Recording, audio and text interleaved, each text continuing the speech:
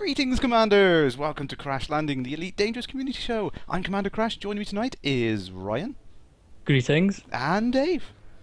Greetings. Now you two have a very special relationship, don't you? So why don't you go and introduce yourself, tell the people out there a little bit about yourselves. Or not. Right. You go first, Ryan. Go on, Ryan. Alright. Dave is my father, and he's been telling me all about Elite Christ for years now, so now I'm actually getting the chance to relive what he went through in his childhood. And Dave, tell us, how did you originally get into Elite? What was the first version you played? It was actually the Commodore 64 version I had back in 19 cake. It's been that long. Excellent. I distinctly remember the wars between the Commodore 64 and the Speccy, and I mean, I was on the Speccy side, not by choice. I would have loved to see 64. In fact, if anyone is selling one, I'm very interested. No, wonderful machines they were. So I think my first experience of it was Elite on the Speccy actually, but to be honest, I was too young to fully appreciate it or understand what the heck I was doing other than just pewing lasers at things and zapping away. I really didn't understand it. I think I kind of went in and out of the same dock a couple of times. I don't think I even found the hyperspace screen, to be honest. I just messed around in the menus and and then carried on playing Jet Set Willy or something. It was like that one I understood. But I definitely I played Frontier Elite 2 to death on the Amiga. I absolutely love that. That was what cemented it in my mind of like, wow, this is what is possible with things like procedural generation. Absolutely fantastic. Yeah. So go ahead. Sorry. That's right. What I used to do with Elite 64 was I used to go away to school and leave it running and just go from one star system to the other. Try to anyway. When I come back from school, it was a lot closer, things like that as well. Mind you, sometimes I was crashed, it was just obliterated. Thargoids got me or something. Yeah. That was one of the interesting things that came up at LaveCon. Actually, was one of the things that Michael would really like to see expanded on. Completely blue sky thinking. He doesn't think it's going to make it into this release, but he definitely wants to see the witch space expanded and have more gameplay going on in there. And I think that would be really interesting, particularly now we know that the Thargoids are definitely in there. They are going to make a comeback, so it's going to be interesting. So did you ever play Frontier Elite 2 very much? No, not too much. I did have it, but I didn't play it too much. There were so many games on the Amiga that I just never got around to playing it all. Yeah, I know the feeling. It was a fantastic machine back in its day. Absolutely brilliant. Yeah, well, I had the Amiga 500, 600, 1200, and I eventually had a 4000. Ah, I love those ones. I desperately wanted one of those machines. They were so cool. They were absolutely fantastic. Brilliant. Well, by the time I actually got a hold of one, they were out of date. Yeah, exactly. Yeah, they were. The Amiga kind of hit that peak, didn't they, very early on, and then it all. Well, we know the stories of it all going downhill, which is such a shame because they were so far ahead of their time. They were a fantastic machine, to be fair. But now it's a shame. I actually modded mine as well. Amiga 1200. Actually, full 3.5-inch hard drive in the case. So you wow, you managed that because they only typically fit the 2.5 in, don't they? Wow. Yeah, managed to get 3.5 in squeeze. I was going to say with a crowbar and a lump hammer and. Yes. What else did I have? I had the PC card that went underneath as well. Oh yes, PC CIA. Yes, yeah. XT or something. Oh, for the O20 accelerator. Yeah. Oh yeah.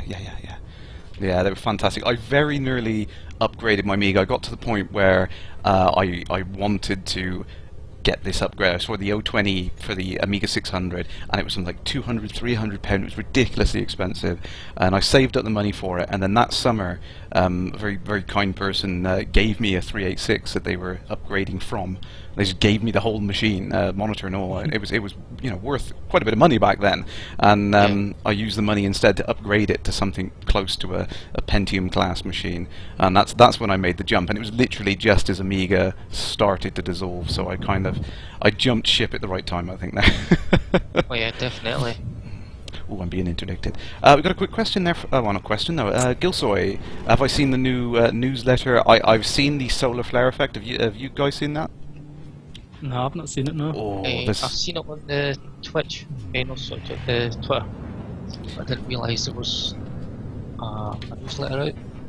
Yeah, it's a nice effect, I tell you. It really, really adds to the depth we're seeing in the stars now, because I mean they look fantastic anyway when you get up close and personal to the stars and you see all the pixel shader effects in there. But yeah, they've added the extra layer of like flares and various bits and pieces coming out of the star now to give them that kind of really nice, realistic effect to them. It's fantastic. So definitely should check that out. That must have been the video I seen that you liked on Twitter. Yeah, someone tweeted it, and I was like, "Oh, I'm liking that." Yeah. That So was was a that the genuine actual like. game then? That was in engine. That was the oh shoot! Sorry, I'm getting attacked here. Yeah, that was absolutely in-game footage, and it looked stunning. I must admit. Whoa, whoa. I thought it was the ever real sun.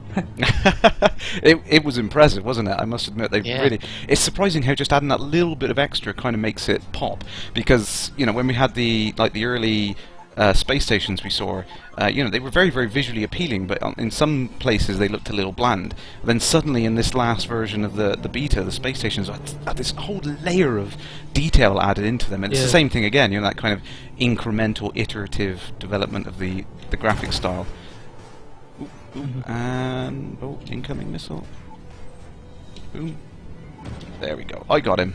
Yes, excellent. Sorry, it's a bit of a distraction. It's difficult to do both things. it's a man thing. Absolutely. Locutus, if I've got a spare 38 quid, you're going to buy me a 64 right now. Oh yeah, I could get one.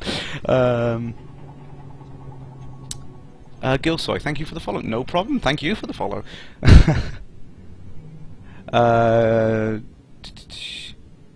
First one, just question.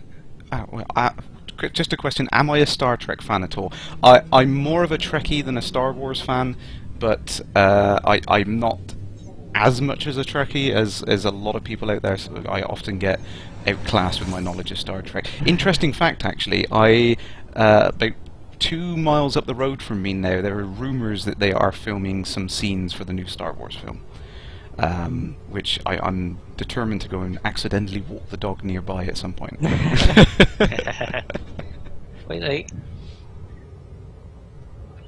Oh, right, let's get to the extraction site here. So I should be coming across. You guys seeing me in the stream there? Because I'm on the Alpi 98. Yeah, it's just a bit of a delay. Cool. Yeah, there's that is the problem with the stream. I mean, I often get that as like people send me a question. I mean, at one point I had so many questions. I think it was just after the last beta release. I was about 10-15 minutes behind the questions, and it must have been doubly as bad because it's like when it comes to me there's a delay, and then when it goes back out there's another delay. So it must have seemed like I was being completely ignorant to everyone, but it was genuinely not my fault, honestly. Internet and all that. Sharpshifter, wonder what the effect will have on your ship on coronal mass ejections. That's an interesting point, actually. I think I specifically remember something. I was in the Dark Wheel towards the end. We mentioned about hiding down in the solar flares, I think. Do you remember that, Dave? Did you read the novella in the original game? Yeah, I did. A long time ago. Totally.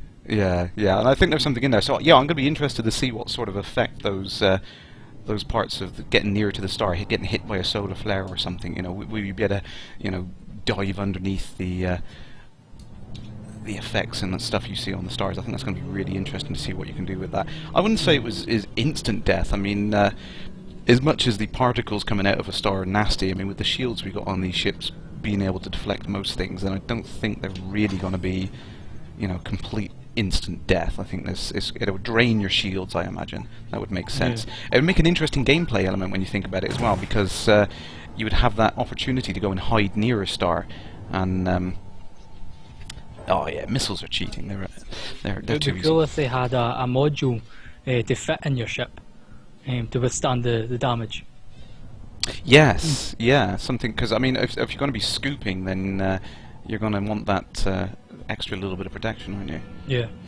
But yeah, I mean, I don't know whether it would be better to leave that open-ended. So it's like if you're out in a distant system exploring away, and you know, it's like you're lucky enough to get a gas giant, and then you're fine. But then you know, if you're desperate for cash, and the only choice you've got is to get close to that red star and you know, maybe suffer a little bit of damage just to get a bit of fuel. I think that could be an interesting kind of balance in gameplay wise. So you know, but definitely, I mean, Frontier said multiple times that there's this idea internally going around in the office about like this kind of arms race constantly of things, of, you know, technology coming out to beat another piece of technology and all that. So yeah, I could see that you could buy a module to do that sort of thing.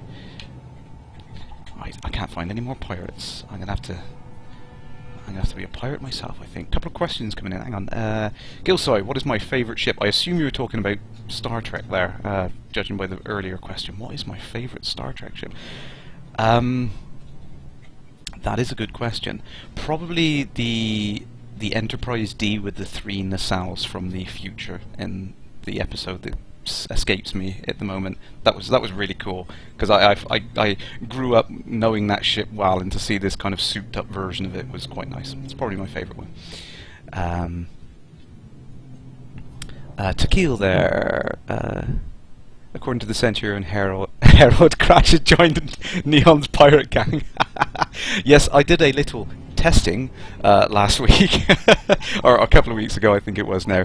I just thought, why not? I'll give it a go. I jumped in and tried a little bit of piracy, because I didn't do much piracy. Have either of you guys tried a little bit of piracy? Not so much. Keep getting beat all the time. Yeah, I mean, I really didn't understand how that mechanic worked in Frontier Elite 2 until I went back and played it a few years back. That kind of just sitting on the map screen waiting for a little coloured dot to blink up on the map, and it's like, oh right, okay, target, you know, go and get a trader sort of thing. So yeah, I mean, I didn't really understand it much from the earlier games, but I think I'm gonna at least give it a go at some point. Maybe on a different commander though. I don't want people giving me a bad name or anything.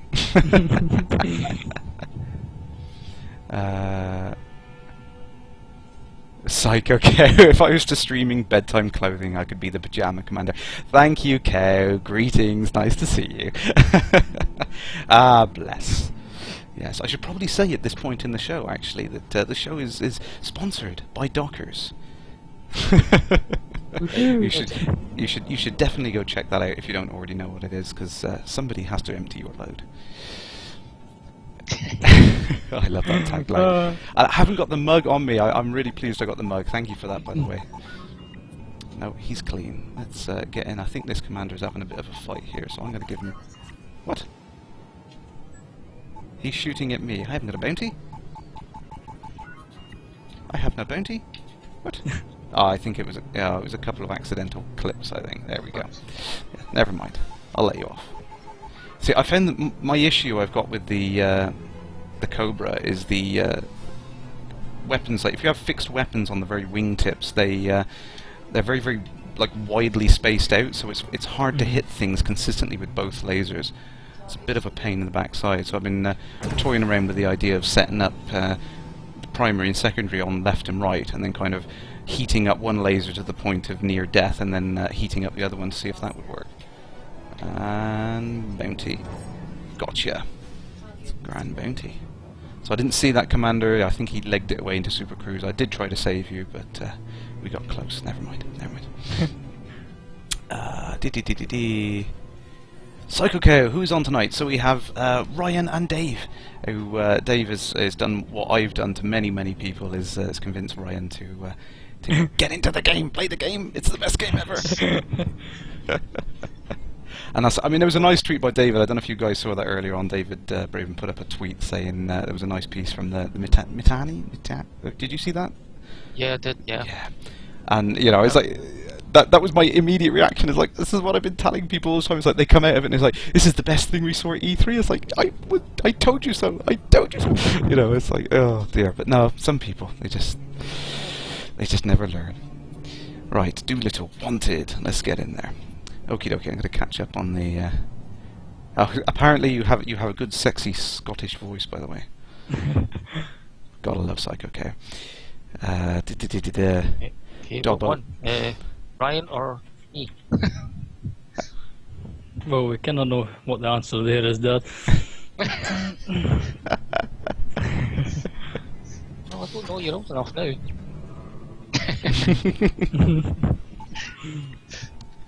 So I don't know if you guys never managed to make it to LaveCon. I don't think, did you? Sadly, no. No, no. It was really good fun. Actually, did you catch any of the pictures or anything, or the video or anything? The videos, yeah. Yeah. No, it was brilliant fun. I mean, it was great to meet up with everyone again, and you know, there's a couple of familiar faces I remember from last time. Although last time I was a bit of a lurker. I kind of sat in the corner, didn't say much, didn't do much. And this time it was really odd to kind of walk in and everyone go, "Hey, Kerrash," and I was like, "Oh, okay." You all know me. Oh, all right, okay. Which is an odd feeling to say the least, but no, it was fantastic. Everyone was so friendly. We had a really nice time just staying up late playing Elite, which was great fun, must admit. Oh, got him. There we go. Get a bounty on my head. Are we missing any questions there? So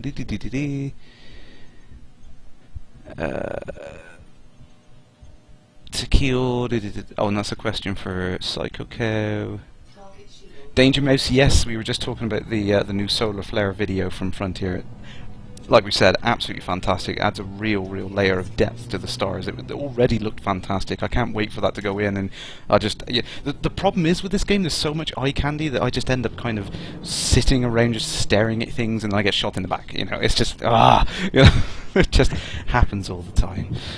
It's a pain in the backside. Right. That was a thing, Crash. Yeah. I know Fantasticon's coming up on the 16th. Yes. But we can't make that one either because we're actually going to Gaming Scotland. Oh. It's actually a LAN party. Oh, excellent. We've got it's local to us. Brilliant. Is that a regular event? Yeah. Every year. Cool. Every year, yeah. I think there's about 40 odd, 50 people so far. Oh, brilliant. And do you have like a set games list, or is it kind of free for all? It's half and half. You get tournaments. Yeah. Oh, brilliant. I was going to say, I must admit, I mean, LaveCon was the first kind of LAN party I've had anything to do with in quite a while, actually, and I do miss doing them. I think it's convinced me to get back into things again. Oh, and these missiles, they just make life too easy. I don't think anyone at the LAN party's probably seen this. So Ryan and I will be sitting together with our joysticks in hand. Oh, cool. Selling this game. And when is that? August sometime, do you say? Yeah, 16th August. So it's pretty much the 15th, same time yeah. as, yeah, okay then. Yeah, it's a bit of a pain in the backside. But no, that's cool, definitely. No, if anyone can make that, that'd be great. Yeah, they've got a website, it's Gaming Scotland, get your tickets. Yeah. I was going to say, by all means, if you guys want to pop a link up in there, then feel free. Who's going to do the honours, Dad? You can both post it. Everyone will see it then. You go, Ryan. You go. You do it. Okay. I'm too busy playing this. Playing away. Dobbo, I am heading to Freeport right now, so if you want to head over to Freeport, hopefully I'll be just getting there as you see that message. Scotland Gaming, yes Grant, the link's coming up, Gaming Scotland. There we go, thank you guys.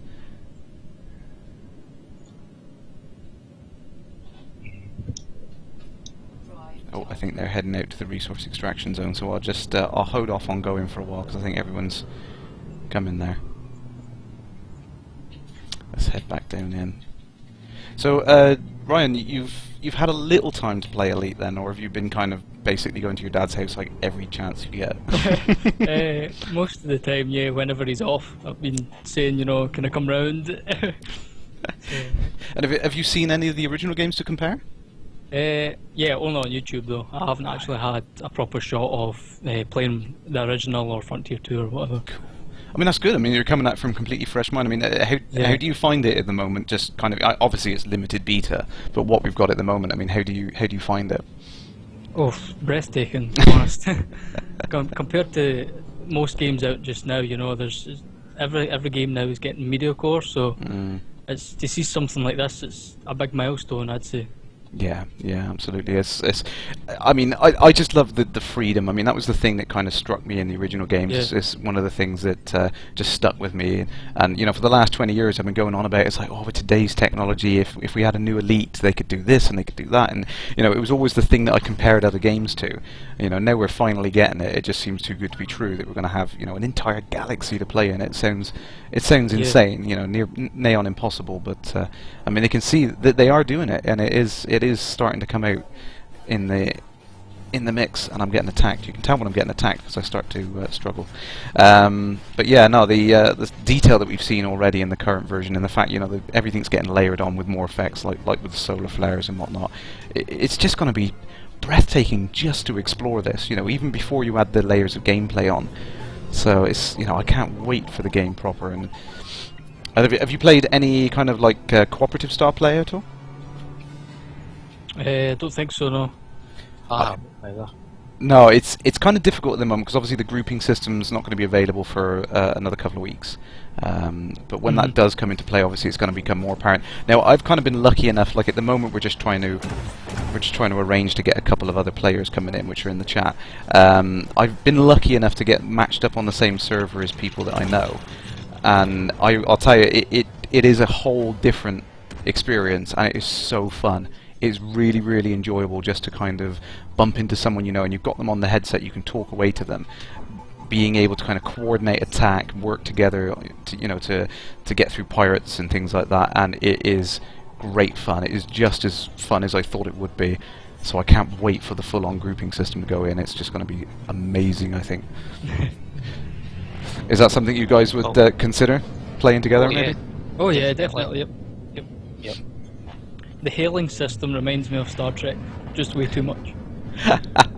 Yeah, absolutely. Yeah, I was really surprised when they announced they were going to put voice comm, because I think that was one of the things that everyone was saying about, they're just going to have text chat. And for a long time they kind of said, yes, we will definitely have text chat, but they were kind of coy on whether or not we would have voice comms. I'm glad to see they have decided to put it in after.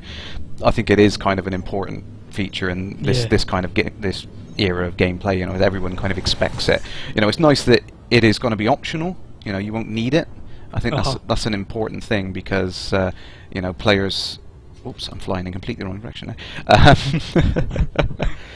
You know, players shouldn't be kind of pigeonholed into that thing. It's like, oh, you can't have the full experience unless you're using a headset or something. You know, definitely need that ability to just bring up a little context menu or something similar, and you know, send that little text message over to someone saying, hey, drop your cargo. I mean, yeah, I'm friendly. I'm not a pirate. But yeah, I mean, if nothing else, I am just going to be glad that when you hit that help, my ship is under attack button, it's actually going to do something this time. That's that's the one thing I'm looking forward to. As long as you don't have to type all that out, because people is going to be really slow on keyboards.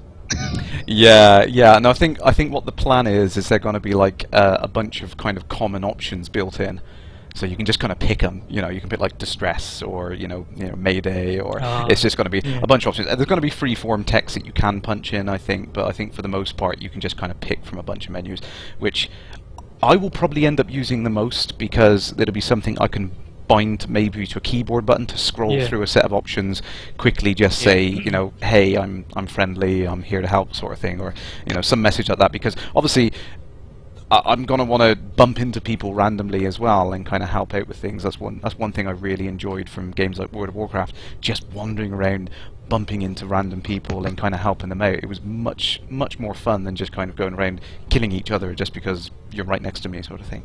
So yeah, I think it's going to be a great addition with that, and with the voice cons. I mean, you mentioned the voice cons in here. The idea is that as your ship systems take damage and overheat, then your voice will become more distorted and crackly, which I think is a really great effect. It's such a simple little thing, but it's going to amuse me for hours. I know it is. It was something, I said something like that to my dad. I said, it'd be cool if you were on one side of a planet and someone was on the other side, and you both got a wee bit of distortion. Yeah, a bit of a delay. So it'd be pretty cool. Yeah, no, it's nice that they're taking all that into consideration. It's one of the things I admire the dev team for, and the audio guys in particular. You know, the level of detail they've put into things like that, like, you know, with the cockpit glass shattering in the vacuum and the sound suddenly going muffled, and, you know, all the subtle little things. And just in the last version, actually, they changed the something simple, but it makes such a difference. The little pips on the power management, they all make a distinct sound now. So you kind of, you know, when you've clicked the one, you know, you click that and say, oh, that was weapons, I didn't mean to do that. You kind of, you know, it's just subtle little things. There's so much attention to detail. Fair play to them. Really, really good. EFZ Blackout, I've probably pronounced that wrong. Is it playable with a mouse and keyboard, or you just get stomped by people with joysticks? It's definitely playable with a keyboard and mouse. I've had a play around with it. I mean, initially I played it with just the keyboard and mouse, moved on to the joypads, moved on to the joystick. There definitely is a curve where the joysticks do make your life easier for doing things. I don't think people are necessarily get stomped because the controllers are very well balanced. I mean, my friend that I've been playing a lot of co-op with at the moment, Commander Alpha Rats, he's playing pretty much exclusively with a 360 controller. He does want to get a joystick, but I mean, he's flying perfectly well at each other's wings, sort of thing, with me. And, you know, I've got the 52, he's got the Xbox controller. He's quite happy with it, and he's getting used to it. And, you know, any kind of lack of buttons he makes up with the fact that he's got the keyboard sat in front of him, and he kind of puts the, you know, the kind of the sundry things that you don't need in combat on the keyboard, and just tap and, you know, hands back on the controls. So don't think it'd be a big thing.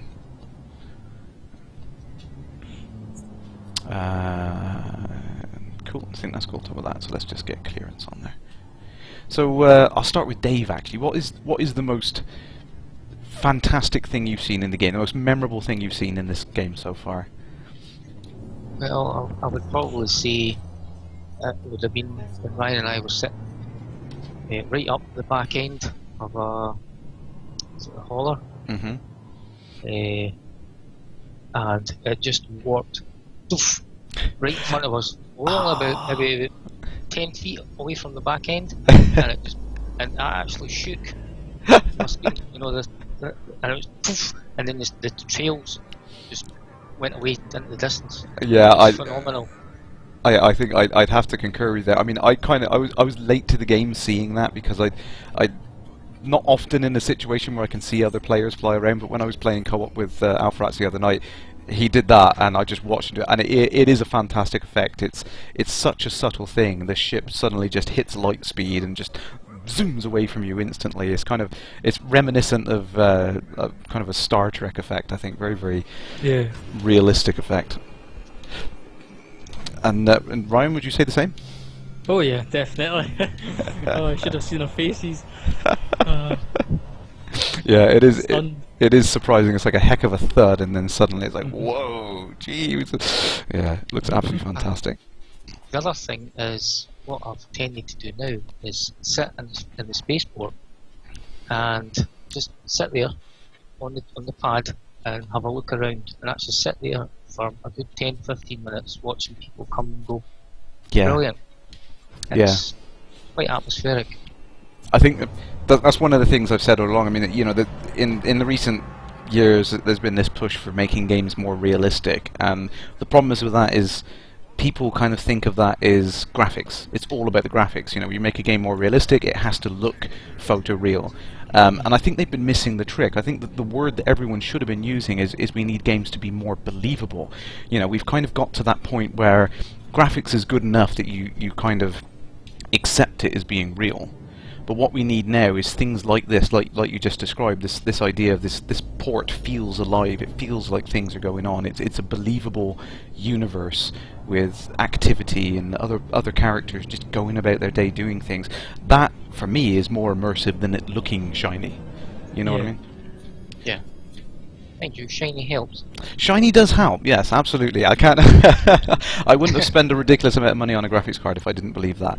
But yeah, but no, I mean, I think they come hand in hand. I think we've kind of hit that point now where graphics are good enough that they don't need to get a heck of a lot better. What we need to concentrate on now is building out these universes that feel alive and active, and that really is the next big thing for me in games, I believe. Oh, it was something that Ryan had said earlier today. That was quite funny.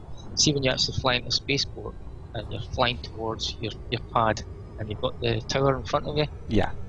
It'd be nice to see you guys sitting in there. And when you fly too close, you see their hands going up, waving at you. Yeah, it's crashed. Everybody died. Yeah. That is one of the things actually I spotted when they put the E3 trailer up on the big screen. We had a quick look at it. One of the things that immediately jumped out with me is the fact that they had people walking around on the landing pads and doing odd little things like that. So they've definitely got the 3D assets there. They're probably just not happy that they're complete yet, so they're holding on to them. So I think at some point you might get your wish. I can't wait for that. I mean, particularly when we can get out and walk around. I imagine we'll be able to get up and stand in those windows there, and or at least everyone else will be able to get up and watch me crash land. But question there, Fuzzbow. Anybody know when the X52-55 will be back in the UK? They're out of stock everywhere. Honestly, I don't know, but I'll hold my hand up, and I feel personally responsible for that. Because since I've been raving on about how great these joysticks are, they've sold out everywhere, so whoops, sorry. Spark 4M, or Sparkum, sorry. I always pronounce the names wrong. Hi there.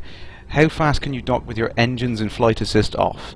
Yeah, right, okay. The stream might end before I get through there. I did actually see someone on the forums put a thread up about how their engines got destroyed, and they were trying to dock their Lakon with no drives. Oh dear. Yes, I wouldn't wish that upon anyone. That would be a horrible experience. Gilsoy, you found it. All good things. That's the episode. Thank you very much. That's the ship there. Yes, I do like that one.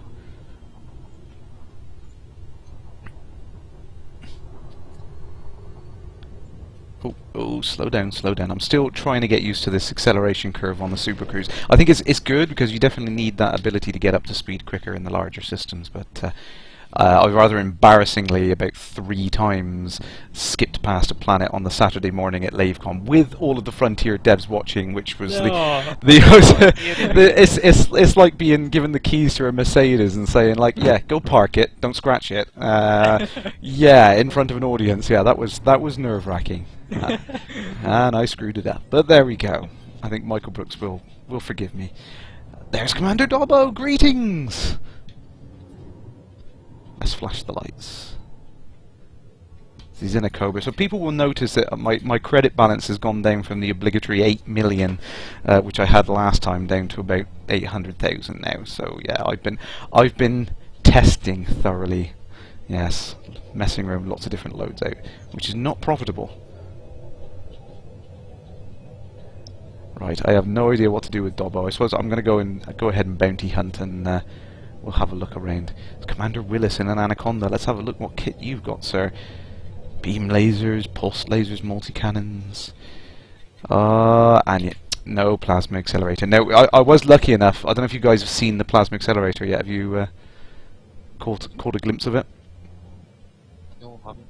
Oh, it's something else. Now, like I said, I was playing with Alpha Rats the other night, and he managed to get hold of one and get it on the Anaconda, and it is impressive. Not only is this thing look like you could level a small city with it, it's a really cool effect on it. Rather than like in the older games, you had that blue beam, which was just like a constant blue beam. This time, it builds up this bolt of plasma, which goes ridiculously fast, and it hits like a missile. I mean, it took my shields down in like 1 or 2 hits. Absolutely crazy powerful. I don't know if that could be the same one as what it is in the combat scenarios. Possibly, yes. It's. Oh, sorry. You mean the blue beam? Yeah. No, the blue beam in the combat scenarios. That's the railgun. That's yeah, that's definitely a known thing. But no, this kind of it's like a purple kind of almost magenta sort of color, but and white, very very bright, and it glows like a star. It's such a flash when it goes off, but it literally goes at like twice the speed of a missile easily, and it's almost like an instant hit because it travels so quickly. But yeah, it was an impressive thing to look at. I'll be careful how I say that. I was I was staring at Alpha Rat's undercarriage, looking at his impressive weapon. That is certainly what she said. Bitrib, that's Commander Willis there. Greetings, Commander. So he's following me around. Please don't shoot me as I grab this cargo. I know I don't own it, but let's just pretend I've got a salvage license. Oh, oh, ow, oh. That scratched the paint. I think that was Commander Willis. Oh dear, just bounced off my hull. Of course, you guys won't see this for a couple of seconds, but I think that's always the funny thing. Is like you hear me umming and ahhing and screaming and stuff like that, and then a couple of seconds later, I'll get the you'll get the update. Right, let's get in and let's take out some pirates. See if we can find any for a start. As Blackout, did anyone live near Wales? I'm pretty much right on the Welsh border, but I'm on the English side, so.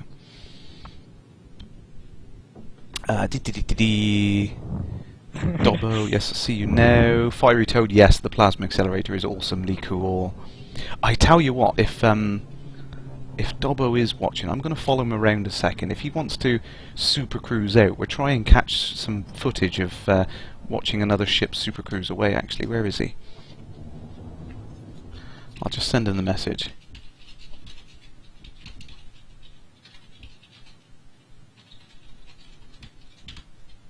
You can come back as soon as he's done it. I'll follow him around and I'll see if I can get him to cruise out. But it is absolutely fantastic. I really love the effect on it. Elan, greetings, Commander! Ah, that's good to know, Dobbo. The First Great Expedition members don't shoot each other. You'll be happy to know that I have actually joined up on the forum now. I honestly didn't realise there was a join list. I just kind of saw the thread on the Frontier forums and like, yeah, I want to help, and then I kind of so busy I didn't have chance to go and check out your website. But I have now. I've registered. I've made a couple of posts. I've said hi. So I would encourage anyone else to go and have a check out that thing. The firstgreatexpedition.org, I think, is the website. Go and check it out. It's going to be great fun. Can't wait to get exploring.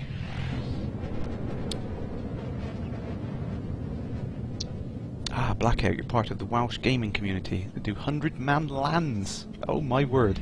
If you're close enough, I'd be up for joining that at some point, so by all means send me a message with the details in. I'd love to come and join it. Maybe I can do a live stream from there. That'd be good.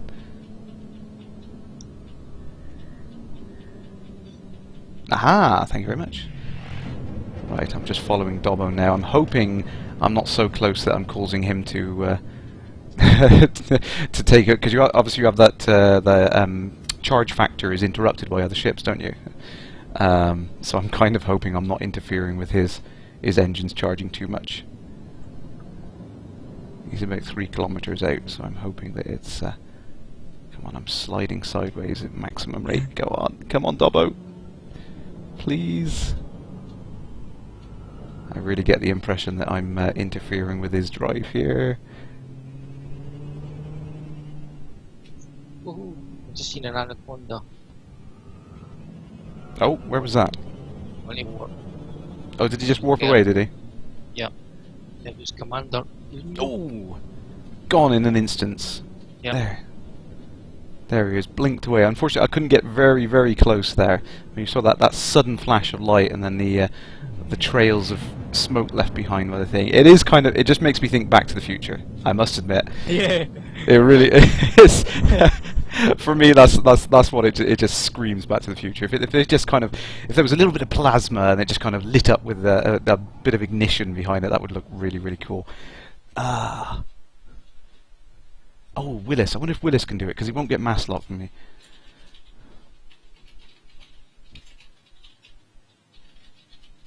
And then you guys can come straight back as soon as you've done it. I'll stand behind it because obviously the smaller ships don't mast lock the larger ships, so I might be able to get a little bit closer to watch this.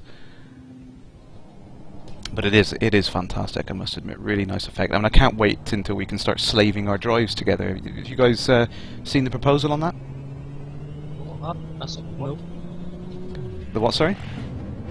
It's a new one. I've not heard that one. Yeah, there's a concept in. I mean, I think it was one of the old DDF proposals. It might still be in the archive, but there's this concept that. Whoa! There we go. That was close. Whoosh! You see the streams there. Nice. Thank you very much, Commander Willis. That looked awesome. Brilliant. I'm going to head back to the center thing there. Yes, there was a proposal that basically, if you're working in cooperation with another player, you can slave your drives together, so that you can all basically enter Supercruise together without them mast locking. Kind of like getting your engines in sync, effectively, so they don't interfere with each other. It's a clever idea, I think, but it's really going to encourage that co-op play. That was awesome. You just come through, did it? Yeah. Oh, I love that effect. It really is kind of. You can't get the sense of it. I mean, particularly like I've done it in the Rift as well, and I've watched someone jump out, and it's just like, whoa! It's like sudden sort of blink of your eye, and it would missing sort of thing. It's just it's brilliant. Gil, sorry, the smaller ships do mast lock large ships. I think yes, I think they do, but I think the factor is lower. Sorry, I should have explained that better. Sorry, were you going to say something, Dave? Yeah, I've actually ordered a Rift. Oh, a DK2. Yes. Ah, can I camp at your house for a while? Yeah, not a problem. I have a spare room. Excellent, brilliant. No, I really want the DK2, but I think with the newer model coming out, you know, the consumer kit coming out at some point in the future, Lord knows when. But yeah, I can't justify buying every single one. I've seen an article, Mm-hmm. and they reckon it's fall 2015. 2000, yeah, I've kind of heard the rumour as well that would be the case. And Commander Willis has just supercruised back in front of me quicker than it took for me to go 30 kilometres back to the extraction site. That's crazy. Light speed travel. Let's see, he must have went back in time. It's all relative. There we go. Sorry. Yes. So yeah, I've heard that as well. That the final consumer kit of the Rift is not going to be available until 2015. I want. But then that doesn't surprise me really. I mean, John Carmack, he is a bit of a perfectionist, and I saw that as soon as he joined the team, I was kind of simultaneously really enthusiastic about what was going to come, but then at the same time also kind of like, oh no sort of feeling, because it's like, yeah, he's not going to release this until he's happy that it's 110% good. You know what I mean? If that's possible, but you know that's his level of perfection sort of thing. He really is wants it to be perfect, and I don't blame him. You know, that he's an engineer at heart. He wants it to be the best it can be. He wants it to be an amazing experience, and you know, if it isn't, then we don't want another, you know, repeat of what we had in the early 90s of it basically not being popular because, oh, can't believe you just clipped my ship. You know, because it was never very good. You know, it really kind of didn't work because of the low resolution screens and the high latency input and all that. You know, it needs to be good, otherwise people are just not going to buy into it this time around. You know, you can snub them once, but they're not going to accept it twice. Right, I'm going to get close to you. Oh, a couple of missiles. Boom! 35% hull. I must admit, I mean, the missiles really do make combat easy, but they are incredibly expensive, so I'm glad they balanced it out that way. 2 missiles. Pop, pop. Pop goes the Cobra. There we go.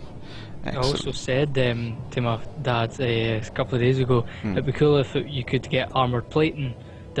As you can see, you've got different decals for the Eagle so far. Yes. It would be pretty cool if you had armour plating for your ships. Even though you've got shields, though, but armour plating would be quite a cool option. Well, there is actually a few options for that already, even. They haven't finalised them all, but I'm actually... Can I bring it up? No, I can't show it. I'll head back to the nearest port and I'll show you. At the moment, I've got the reactive composite hull plating, which is, I think it's the most expensive. There is a mirrored composite as well, which I assume is better for laser fire, which would reflect most of the energy back. But yeah, there are actually a few basic types. You've got the light alloy, military grade, reactive composite, and then the mirrored composite types. So they do seem to make a difference on the hull damage. Oh, and I've immediately dropped back into the asteroid field. Let's get a little further away. Sharpshooter slaving. Does the Empire know about this? Sorry, I was slow picking that up on there. Of course the Empire knows about it. They probably sanctioned it. We won't go there. Bewilderbeast! Greetings, Commander!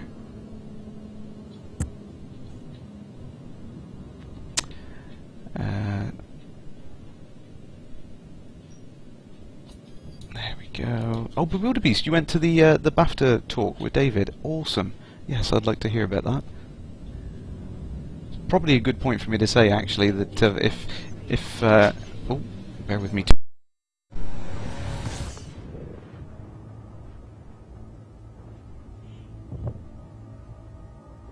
And then there were two.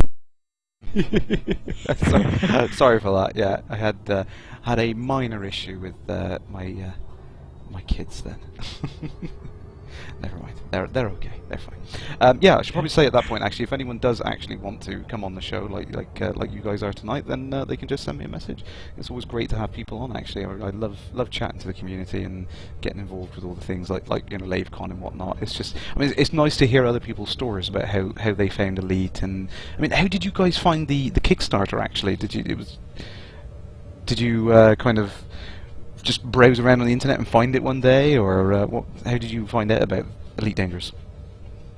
Yeah, I was just I was browsing through. I was on YouTube actually, and I was just browsing through old Elite and so Amiga games, Commodore 64, just nostalgia reasons.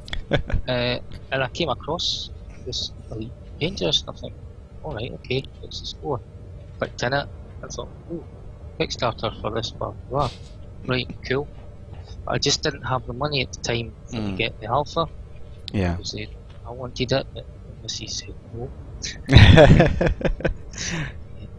So I pleaded with her for the premium beta, and she said, yeah, okay then. Yeah, I had the same. And Ryan, I imagine your dad forced you to buy it. Nearly. He's not that convincing, but he did tell me about it, and he was just. So I know whenever he gets excited about something, he really gets excited about something. Yeah. So he just wouldn't shut up about it. So I was like, okay, I'll give in. Let's see what this is all about. So. Oh, no, but it's great though. I mean, that's just the word of mouth is what's made it happen, really, and I think that's what I've loved about the community involvement so far, is the fact we really did help to make it happen just by spreading the word and telling people, and it's it's a powerful thing, and just it's same with this stream as well. I can't believe how popular it's become. It's fantastic to see the reaction of everyone, and I love just getting involved and talking to people, and it's all because of everyone who follows and watches on the stream have told other people about it and spread the word. So thank you. Let's head back to Freeboard. We could all get together and have a drink. Yes, yeah. I mean, like I said, that was one of the reasons why I really wanted to get to LaveCon. I desperately want to make it to Fantasticon. I'm not sure if I can make it. I would really love to, but yeah, it is great just meeting up with everyone and having a drink, and it's nice to have something in common with people that you've hardly kind of met before, but it's just like you've got something, real connection on something, and some people might say it's like, oh yeah, but it's just a game, and it's like, well, yeah, but it's the fact that it's something we can both appreciate for the same reasons, you know what I mean? It's a really nice thing being able to share that with others. And oh, there's an anaconda just landed there. Well, at the moment, I feel it's not just a game; it's actually an experience. Yeah, absolutely. It's so involved. I mean, even at this stage at the moment, it's really enjoyable just to fly around and do a little bit of combat, a little bit of trading and stuff like that. And you know, I spoke to John Britton at LaveCon. One of the things he said was, you know, someone asked, I was like, oh, how much of the gameplay have we seen so far? And I think he said something like, well, probably about 5%. It's like, what? It's like, Yeah, but I'd heard that quote and I was like, yeah, you're it's joking. so playable already, and here you're saying it's like we haven't even seen any of it. You know, there's much more to come, but you know, that's what Elite was always about. It was, you know, so much in a small package that it was neon unbelievable that it would all fit on through, you know, one floppy disk or one cassette. Unbelievable. The power of procedural generation.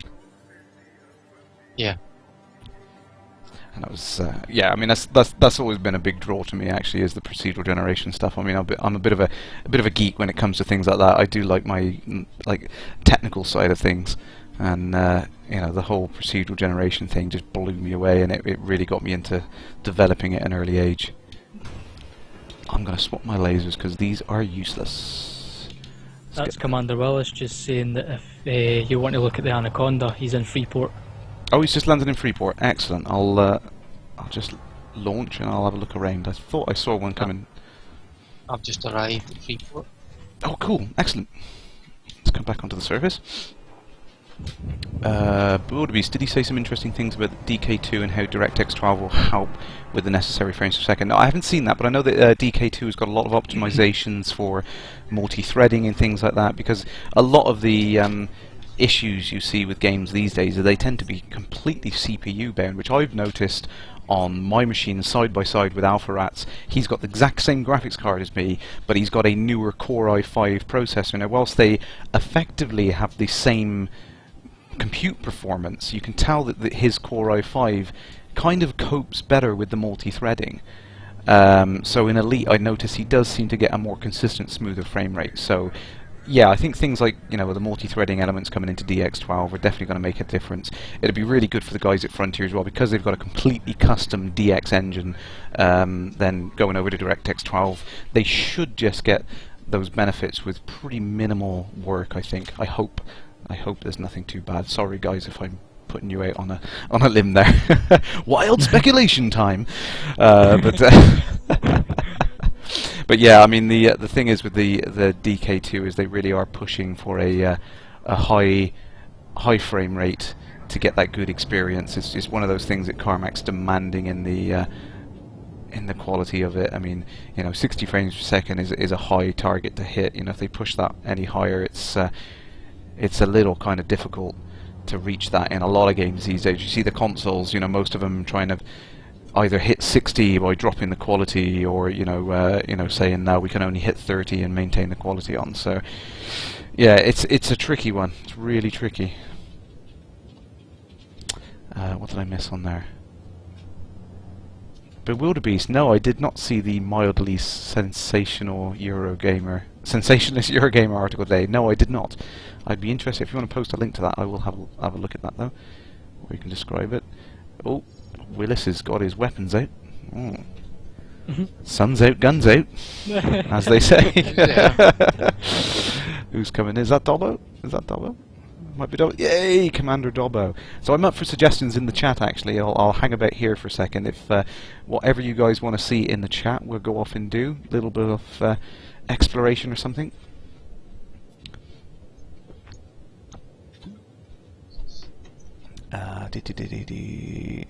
Techno geek for the win. Yes, absolutely, Gilsoy. Yes, we are one. We are many.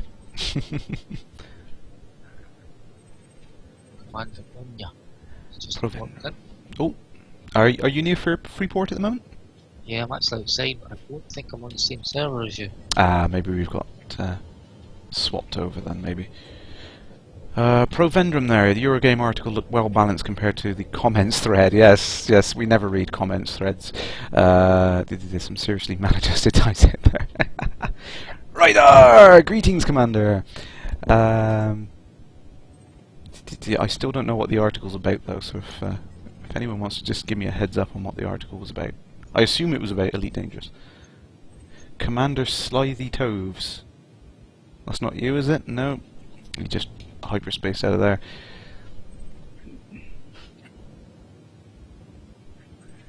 Oh, but Beast, they have actually announced that now then. 75 frames per second recommended for the DK2 and VSync to keep the... it's because the screen is twisted 90 degrees to prevent V-syncing issues. Right, that makes a lot of sense actually. Yes, now I know why there was things that I couldn't say when I played with the earlier versions. Yes, that makes absolute sense.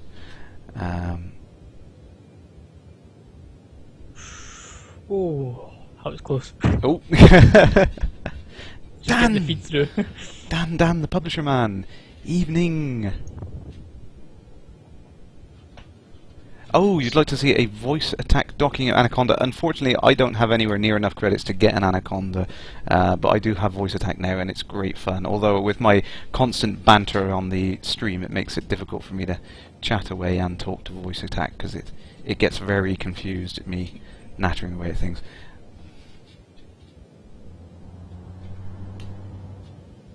Yeah, I've been liking voice attack as well. Yeah, it is immense fun, I must admit. It really does give it that kind of Star Trek edge to the game. But yeah, no, I was really surprised how extra dimension it added to it, the effect you got from trying it out. It was really good actually. Let me see if I can get this cargo. I think it's going to be a lot better using it, especially if you've got the Rift on. Yes. Yeah, absolutely. With all of these things, like the experience, it just adds to this really kind of. It's whoa. Sorry, I just crashed and. Oh yeah, I'm stuck now. Word of warning: do not turn rotational correction off right near the docking port. And yeah, I am well and truly stuck. Yeah, but I did notice if you're too close to the docking port. That's Yeah. sucks you in. The magnetic effect I think is Yeah. killing me, and I was being naughty. I shouldn't have been there, so I'm gonna lock. I just saw a canister of liquor and I thought that's too good to go to waste. Gilsoy, will we get DX12 with Elite Dangerous without the DK2, or is it just for the DK2? I honestly don't know whether Frontier have any plans to move over to DirectX 12. I think as it's an incremental upgrade, they may consider it. I mean, they're always considering options for improving their engine and kind of upping the capabilities of it. So I think they definitely will consider it at some point. I don't know when we might see it, as the entire team is pretty much focused on getting Elite Dangerous out of the door. It's probably best they spend their time doing that first before they upgrade for the sake of upgrading. Yep. Oh, that magnetic effect is a killer. Whoa. Right, I'm going to have to dock now to repair. My word. Oh dear, yes, I tried again. I saw the liquor there and I had to try it. More fool me. Fortunately, I won't be playing like this come the final release. I'm just seeing what's possible at the moment. Yeah.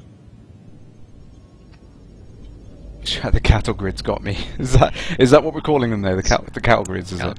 I thought I've seen some people refer to them as the toast rack. That's pretty good. Let's get my shields back up before I hit this docking bay at full speed. Oh, there we go. Less repair. I'll try a little bit of combat, and if it all goes tits up and these weapons aren't a good loadout, I will switch back to the Sidewinder and we'll try a few speed dockings just for fun. Why not? That's Profendrum, like the Eurogamer article. Aha! Excellent. Thank you very much. I will click away on that. Thank you. I'll keep that for later. Thank you very much. And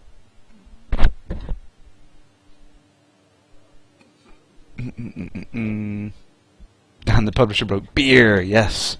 Beer. It's the liquid bread. It's good for you. Right, let's get out and get some combat in there. Right.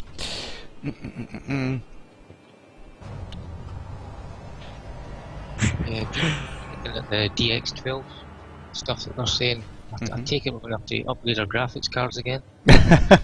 Well, I have heard that it's fully compatible with the current set of graphics cards. I mean, anything which is basically DX10 level hardware should, in theory, be compatible. so you shouldn't have to. I mean, definitely there are going to be some features which will improve. 1 second. Yes, I've got visitors again. Yeah. What was I saying? Bless them. They just want to be on the camera. Yeah, we will see some improved features and stuff on there, but I don't think there's going to be anything worth making a graphics card upgrade just for DX12. It's more about features and optimizations than it is optimizations and improvements rather than a whole new feature set. So Well, that's good. It's less money I need to spend. yes, absolutely. But Wildebeest, have I discussed the newsletter yet? No, because I have been so busy today, I have honestly not had a chance to even look at the newsletter. I know that's awful. I normally do make a point of looking at the newsletter, but unfortunately not today. I've not had a chance. Although, to be honest, I don't think I've seen the... I normally have the email notification come through. I haven't seen it, so... Yeah, well, I didn't get one through either. We did talk about the video though, which was really good. Blackly, I've spent a lot of money. Yes, I had nearly 3 million credits the other day at LaveCon, and I've blown the lot, gambling away in a dodgy bar near Lave somewhere. Oh dear, my head still hurts now. There's a cow in the chat. There certainly is. Moo. Oh, Dan, yes, the Ed trackers at LaveCon, I think they're about £25, yeah, I think they were in kit form for 15, which I have to get on their website and order one, because that is one of my other guilty pleasures. I'm kind of, I'm handy with the soldering iron. I do like tinkering with electronics, but yeah, I want to get hold of those and try them. Those things for me, I think that was the one thing I come away most impressed with, was the Ed tracker.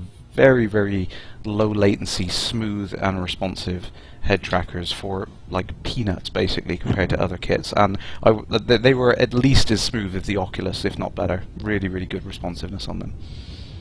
Dan's just put, I can't wait to get my hand on Cow's HOTAS either. He's staying at mine's for a night, so I reckon the whole family will really enjoy playing with his HOTAS all night long. Oh yeah. Yes, I did manage to briefly get my hands on Grant's HOTAS. It was nice. It felt good in my hands.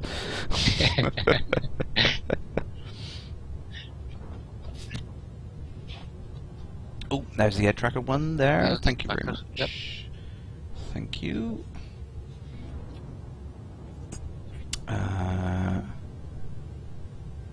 It's a mess of breadboards and wired.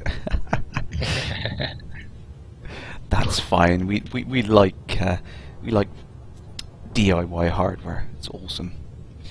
Like although albeit the only modification I have made to my Oculus is the googly eyes, which everyone loves. Everyone loves the googly eyes. They're awesome. I will have to get a tongue on there as well. A little flappy tongue to go on the bottom.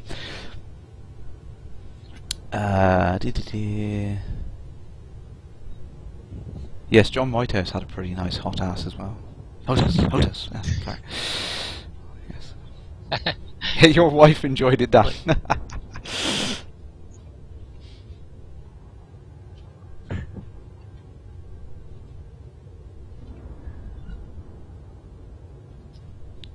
My missus has left the building.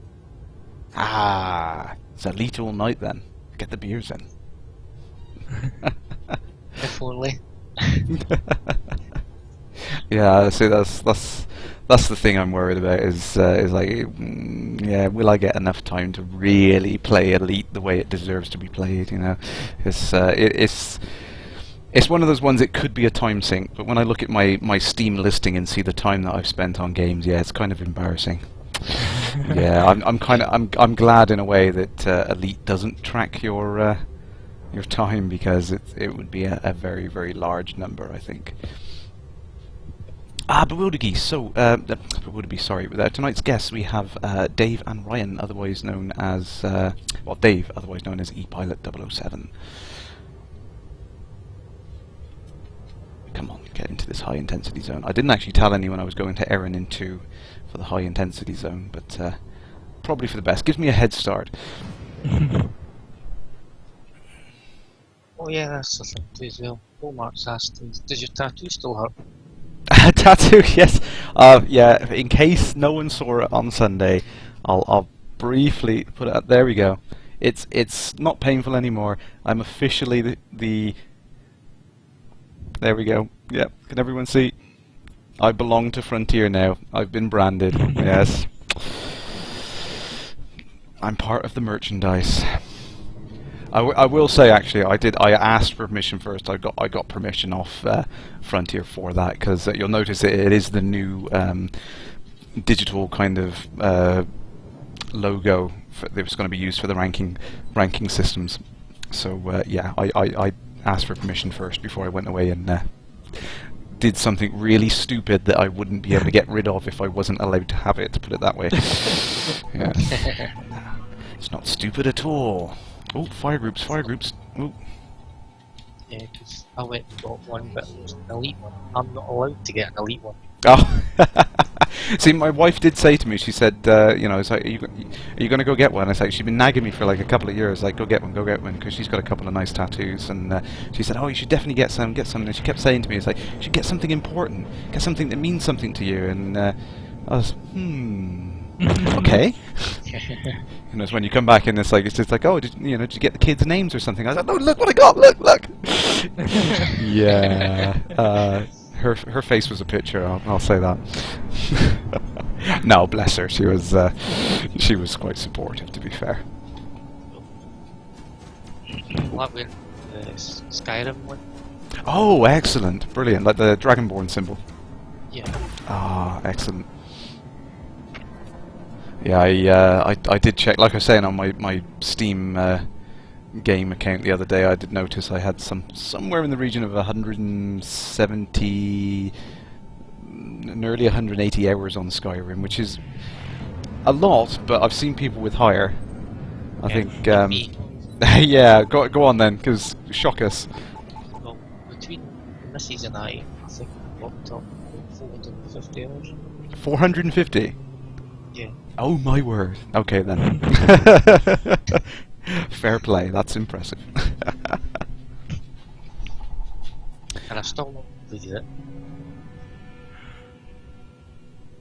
Yeah, it's a fantastic game. I mean, you know, with the expansions and everything as well, there's so much you can do in it. And I think I always kind of I explained Skyrim to people when I was talking about it. Is like it's like Elite in a snowy mountain area. You know, it's because it was the things like the the generative missions and the kind of the random events that occur and stuff. And it's like, yeah, Elite did that. That's and it's like, yeah, okay, I'll go back to my corner because yeah, I've been raving on about Elite for so long. I can't help myself. Oh wow, what was that? Was that a player just coming out of Super Cruise? Wow. Just saw a player shoot past then.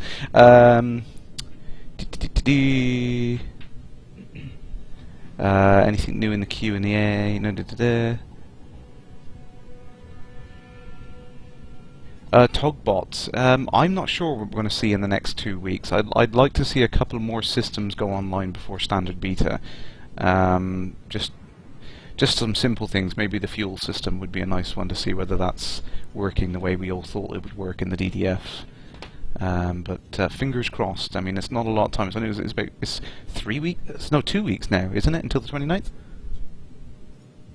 Pretty sure it is. Yeah. Right. Oh my god! That's not a lot of time. We'll all be playing it. Oh, can't wait. It's fun. What else have I missed on there? I can just imagine your friends list, Kerrash. Yeah, it gets hard to manage now. Yeah. Well, it's going to increase a lot more. Oh yeah, it's gonna. Yeah, I mean the grouping system, like I said, I can't wait for that because it's gonna make it so much easier to just meet up with people and just play a little bit of co-op. That's what I'm really looking forward to. I don't mind a little bit of competitive play, but I must admit there was a commander the other night who totally outflew me. I was messing around with something, testing out a couple of different loadouts, and he totally outclassed me. I think it was like Sirius Abatrain or something. I swear, sorry if I mispronounced your name, but yeah, he outclassed me, I must admit. And I don't mind a little bit of competitive play, but I just had to put my hands up and walk away from that scenario. I was like, yeah. I'm done. Yeah, that's it. I'm done. I'm going done. back. I'm back to trading. Aha, Grant. Thank you. Got the link there in the newsletter. I will have a What quick I have noticed, shufty. Crash, Sorry. what I have noticed is, see if you play through the day, Yeah. you get a lot less interdictions. Yeah. Is it because at the moment the interdictions are just NPC based? That is weird. You say that actually. I've noticed that Yeah. effect as well. I wonder if that's just some sort of coincidence or whether it is genuinely Yeah, some I sort of noticed effect. if I'm up, see if I start playing like now Mm. till maybe 1 in the morning, Yeah. that get interdicted all the time. Yeah. It's a nightmare. Yeah, I mean, I tried to, I tried to get my wife to have a go, and she was having a look. In all fairness, you know, she was like, okay, I'll see what this thing is you've been raving on about, and bless her, in like one hop from one station to another, she got interdicted like half a dozen times, and she was like, why is it happening again? Why me? And I was like, I'm sorry, it's just random, you know, it happens. You know, I can't stop it. But and that was the hardest thing to do at E3. It's like you're trying to demo the game to people, and it's like, oh, what does this mean? What's it? And it's like you just explain the controls to them, and they're having their backside handed to them by a bunch of NPCs. It's like, yeah, don't worry, have another go. Yeah, you know, it's like, whoops. But you know, it's the beauty and the difficult thing about emergent gameplay. You just don't know what's going to happen. It really is completely, you know, random and very enjoyable as a result. I think I really do like emergent gameplay mechanics, like Skyrim. You know, like the, you know, wandering around, bumping into random people on the road. It was fantastic. Oh, let's get that.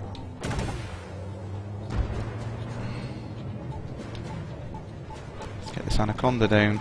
See, the concentration kicks in when I go quiet. Let you see. Just looking at Blackman's screenshot, it's absolutely gorgeous. Oh, I'm just trying to catch up. Right, I'm just going to head out of this area now so I can catch up with the chat really quick. Fuel on the fire, yes.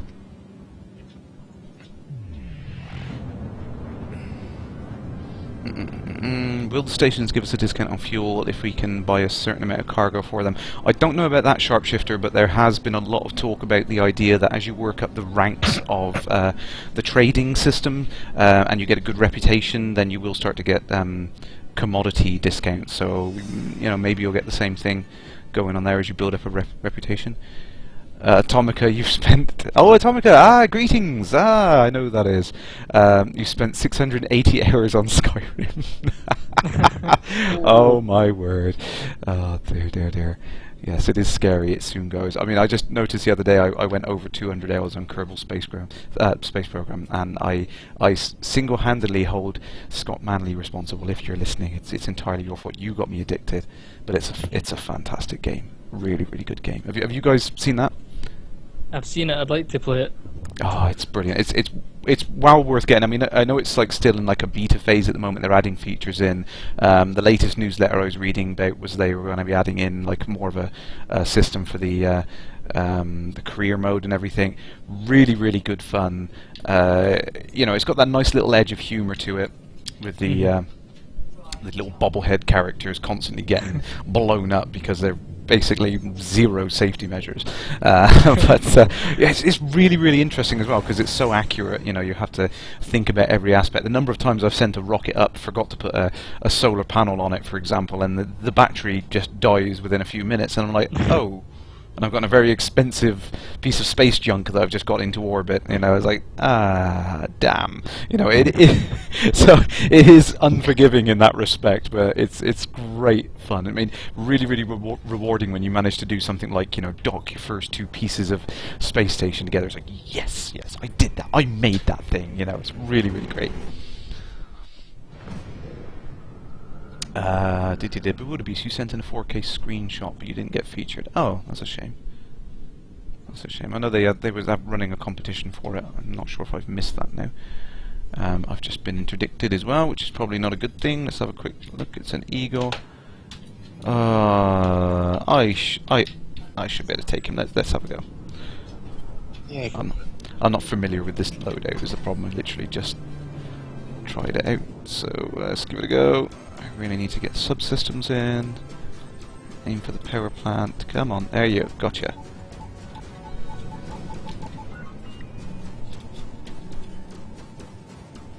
Try and get his shields down.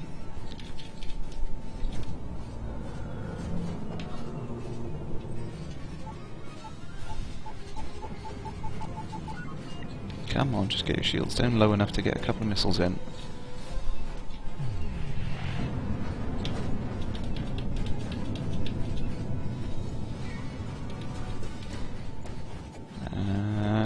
Go on, bit more power to weapons, go on. Oh, here we go! Oh, Fox 1! There we go. Yes, that's the way to do it, you see. Honestly, that was exactly what I planned. Oh. Yeah, they do feel like a bit of an I win button, I must admit. The missiles kind of make the combat a little bit easy in that respect, but I think it's good. Like I said, the cost of them outweighs the benefit of having dozens of them and just firing them willy-nilly.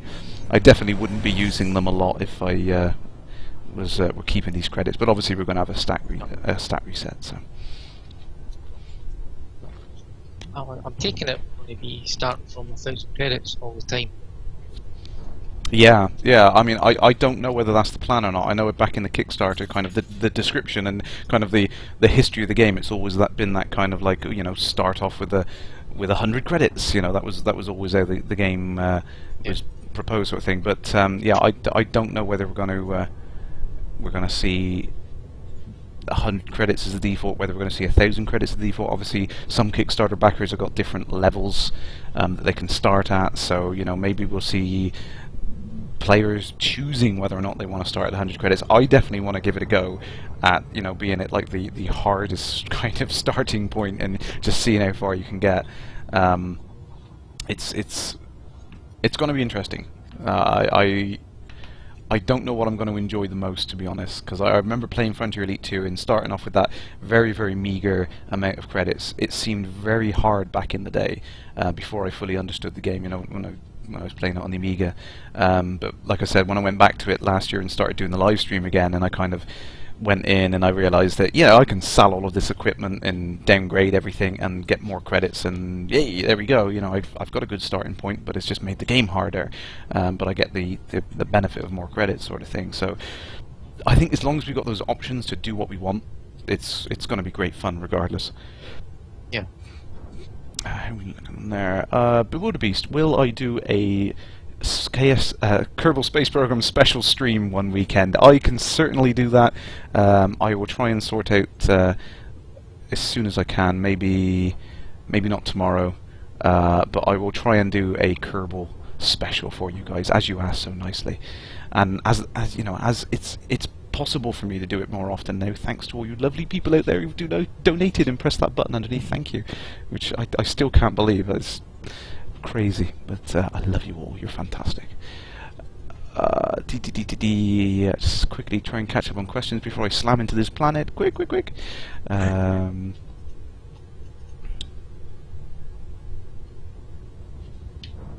Sharpshifter, yeah, the career mode in KSP stops you from kind of going over the top sort of thing, and you have to kind of really think and plan it out. You start off with the very basic parts and then have to work up to the better rockets as you work your way up. Really, really good.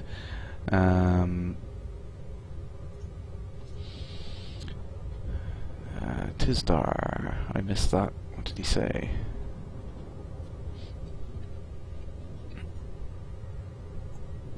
Gale Soy. Oh, someone's answered. KSP. Yes, Kerbal Space Program. Thanks, Fiery Toad.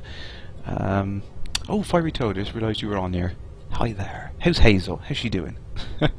Have you guys seen Fiery Toad stream? Yeah. Yeah. Ah, it's awesome. I love his ship computer. It's fantastic. Dan, the publisher bloke. I think I've had a fair bit of practice. Yeah, I admit it.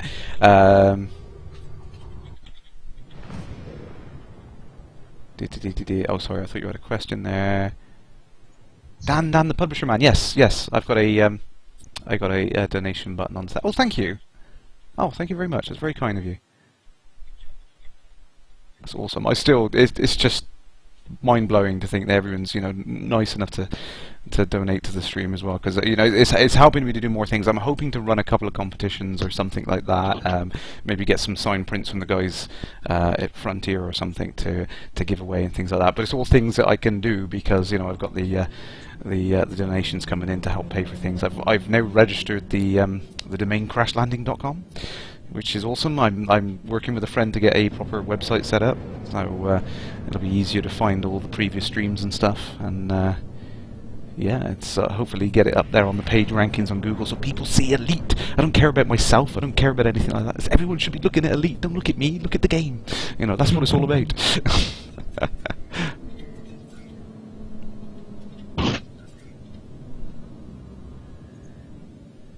had a multitude of questions I was going to ask you, but I can't remember them.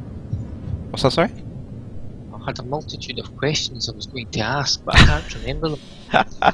That's always the way. Yeah, all through the week I keep thinking of these things. It's like, oh, I have to tell people about this cool thing I did or something that happened, and you know, and then I get to the end of the week and it's all gone out of my head. I really should like write some show notes or something, you know, and be a bit more professional. But hey, you know. It's fun. I will say one thing though, is I kind of bored people to death at LaveCon about it because I kept going on about it, but I think it's one of my favourite moments I've seen so far. The other week I just parked my ship on an asteroid for no particular reason. I just thought it would be funny. Set it into silent running, and turned the drives off, turned the shields off until the ship froze over, and I thought that's cool, and I just kind of left it there, and then I come back to it, and like a day or two later.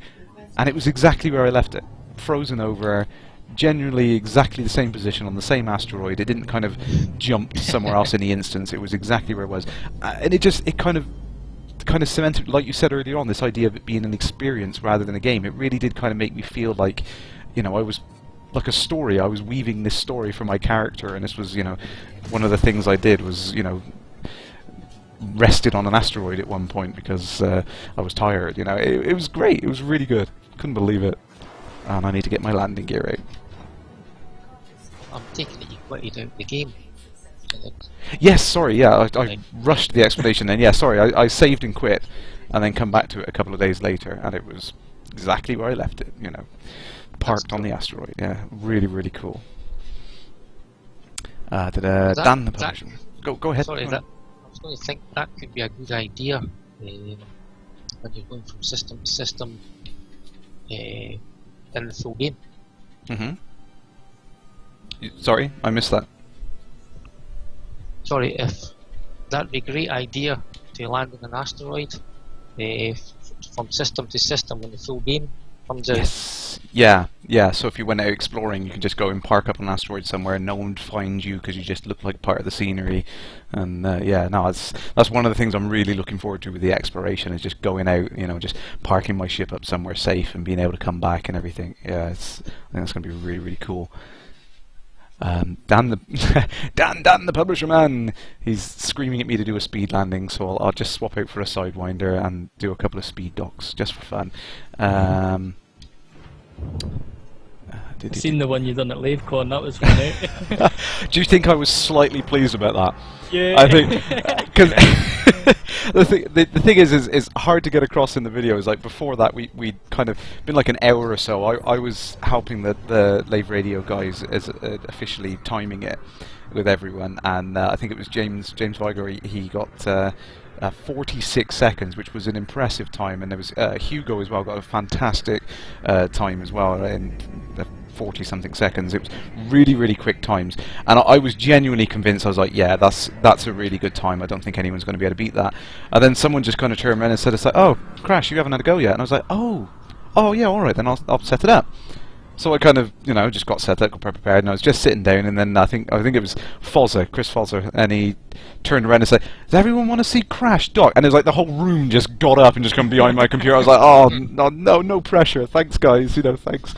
So, and I just went for it, you know. I was like, okay, I'll give it a go. And then when he said 46 seconds, I was like, yes, can't believe it, 46 seconds. Couldn't believe it. Really good fun though. Brilliant fun. So let's get set up now. So I don't know if did you see the official rules that we set up? No, I haven't. Okay, so the idea is that so many, yeah. Sorry, keep the spaceport locked, and then down in the bottom left corner you get a readout of the distance.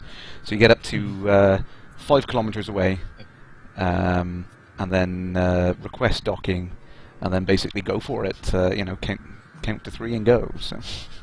Sweet. So I'll just get set up to that. I'll try and catch up on the questions a bit quick. Blackley, Crash, they told us that the Viper will be in the beta as a police vehicle. Oh, do you think we'll be able to fly it as well? We will eventually be able to fly it, but I don't think we're going to be able to fly it immediately in the beta. Oops, let me back off a little bit there. But yeah, it would be nice. I think, as we've seen with the other ships, they build the outer shell of it first, and then build the cockpits at a later time. So I don't think we're going to get the option to fly the Viper straight away in the next beta. It'd be nice because it ended up being my personal favourite ship in Frontier Elite 2, sitting there with the Viper and the mining laser. It was like the sniper rifle of FE2. Togbot, Crash knows the answer to that. I just gave it away, didn't I? I just said I don't think we're going to see it.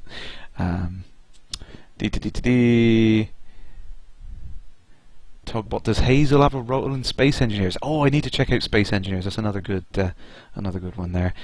Grant wants me to do it blindfolded. Thank you. Love you too. You just love to see me fail, don't you? Kinky speed talking. Oh dear, Psycho Cow. Oh dear, gotta lower the tone. Right, okay. I think I've caught up on the chat. So let's give this a go then. Let's request clearance. Docking granted. Pad 4. All right, landing gear is there. Do you guys want to count me in? Just from 3? Yep. Okay. 3, 2, 1, go.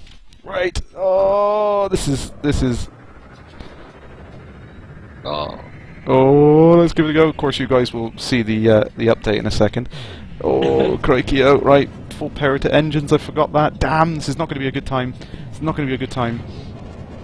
I will record the video back and we can time it properly. But let's just see how I can get in. Come on. Of course, the trick is like don't lower your landing gear until you actually go through the bay there, because your landing gear now slow you down when you're in range of the station. And there's an anaconda coming through. Ah! 4, pad 4. Drop my landing gear. And then we're coming up. We're coming in hot. We're coming in hot. Oh no! Don't scooch to the side. Oh, there we go. So we'll have to play that back for the official time, but I think that was pretty good.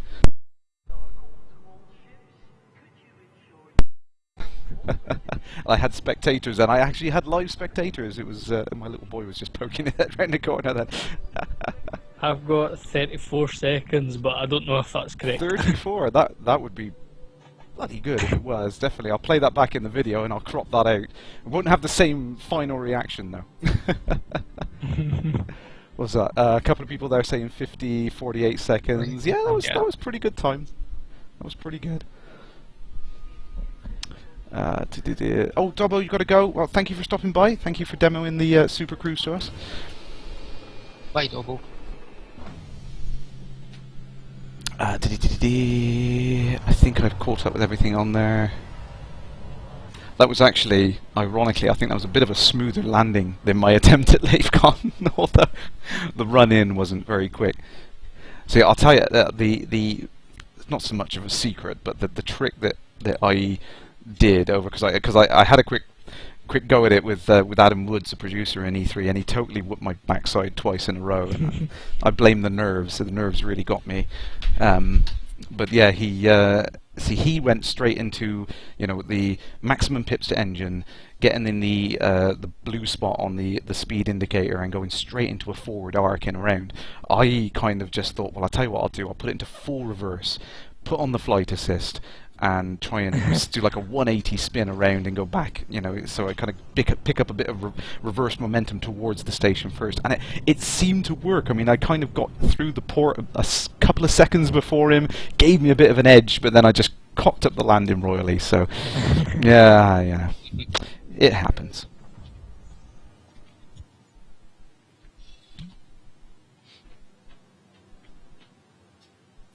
Dan, you stack it into the station 9 times out of 10. Nice one. Yeah, no, it is. It can be surprisingly difficult the first couple of times you try it. No, we don't want one of those. Utility main. Let's get some heatsink launcher. I'm actually having. I don't know if you guys have played around with the heatsink launchers much. No, I've been having some great fun playing around with them actually. They really do add a nice tactic to some of the gameplay elements in there. One of the things I found the other day, just by accident really, was I was boosting away, trying to get away from someone who interdicted me. My heat was building up ridiculously. I was going way over 100%. I was trying to charge at my super cruise, and you know, it's like what normally happened, you'd overheat, you'd internally start to take damage, you'd end up in trouble. And then I kind of realised, it just kind of hit me, it's like, I'll drop a heatsink. And it instantly dropped my my heat down to 0 again. So my ship didn't take any damage. My ship carried on charging up for super cruise, but the best bit was, because my heat dropped so low, my signature dropped off the radar, which meant that the ships with gimbaled lasers behind me couldn't attack me. Which was great. It was such a simple little thing. I was like, oh, of course, you know, it didn't even twig. It's like that would work, but it made a great difference to the whole interdiction thing. You know, so those heat sinks are a great kind of escape tactic almost. Really, well worth looking into and messing around with. Just checking we've got no more things on there. So how are we coming up for time actually, guys? I think we've gone a little bit over, haven't we? Yeah, just after 9:05. Cool. So I mean, if you guys want to move now, then we'll put the brakes on things. I think if everyone's done with the questions, and You know cool. what will happen? As soon as I say that, yeah, everyone. I forgot to say this. Forgot to say that. Fiery Toad's asked me now. Wonder if you can fit all 6 ships in the docking bay on the Dreadnought. No, I've tried. It's hard. The Cobra is just on the limit of what you can fit in. Karakino's on his way to Azaban. I probably will end up carrying on playing the game whilst I'm uploading the stream, so if anyone wants to bump into me when I'm flying around. I'm in a hauler now just for fun, because I haven't really given these ships much love really. I need to play around with them a bit more. But yeah, I think the questions have come to an end, so I think we'll wrap things up there and call it a night, if that's okay with you guys. Yeah, sure. Cool. Thanks for having us. Well, no, it's Very brilliant. quiet. No, it's fine. No, it's brilliant to have you guys along. I mean, it's always great to get, you know, a bit of interaction with guys from the community and hear about, you know, your stories and how you found Elite and everything. And that's why I started doing the streaming really, was to kind of give everyone a voice, you know, a soapbox, if you will. But there we go. So a quick question. There we go. Quick question. There we go. One from Psycho K. Did Mrs. K enjoy her time at LaveCon? Yes, she did, because mainly because she found a friend there and was well, not someone she knew, but she made a friend there. So yeah, she was off enjoying herself when we were slaving away over hot Oculus Rifts demoing the game. Sentinel, did you ask the cargo storage idea? Yes, I forwarded that idea on, but I've heard nothing else back. So there we go. So with that, I'll say thank you very much, guys. Thank you, Dave. Thank you, Ryan. And hopefully we can chat to you again soon sometime, and I'll see you out in the void. Yeah, sure. No problem. Thank you very much. No worries. And to everyone else out there, thank you very much for joining. See you same time next week. Thanks. Bye, guys.